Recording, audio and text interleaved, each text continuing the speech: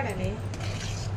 Hello అండి, ఇది పచ్చిమిరకాయలు పేస్ట్ వచ్చి మనము శుభ్రంగా పచ్చిమిరకాయలు 1 కేజీ తెచ్చుకొని శుభ్రంగా కడిగి ఆరబెట్టుకొని అట్లా తొడాలు తీసేసి తడి ఉండకుండా ఆరబెట్టుకోవాలి. తొడాలు తీసేసి ఆరబెట్టుకున్న తర్వాత దీన్ని మిక్సీ వేసుకొని పేస్ట్లా చేసేసుకొని పేస్ట్ అయ్యాక కొంచెం ఉప్పు, పసుపు, నూనె వేసి నిలవ పెట్టుకుంటే ఉంటుంది. ఏంటంటే మనకు పచ్చిమిరకాయలు పద్దాక కోసేకంటే కూరలోని ఒక 1/2 స్పూను ఇట్లా వేసేసుకొని వేపేసుకోవచ్చు. చేతులు మంట పద్దాక కోయడం అనుకున్న వాళ్ళకి బాగుంటుంది. చేపల పులుసుల్లోని, చికెన్లోని, ఆంటిల్లోని, దేంట్లోనైనా వాడుకోవచ్చు ఈ పేస్టు. అలాగని ఏదైనా దూరదేశాలు ఏమైనా పంపించాలంటే ఇట్లా పేస్ట్ చేసేసి పెట్టుకుంటే పంపించవచ్చు ప్యాకింగ్లోకి.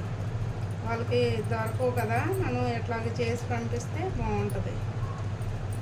మీరు ఒకసారి ట్రై చేయండి. నేను ఇట్లా చేశాను కానీ ఇది నిల్వ ఉంటుంది. ఉప్పు, పసుపు, ఉప్పు ఎక్కువ వేయాలి, కొంచెం ఉప్పు కసంగా ఉన్నట్టుగా వేసి పెడితే ఎన్ని రోజులైనా నిల్వ ఉంటుంది. దీన్ని ఏంటంటే మీరు కూడా ఒకసారి ట్రై చేయండి. నేను ఎప్పుడు ఎలా చేస్తాను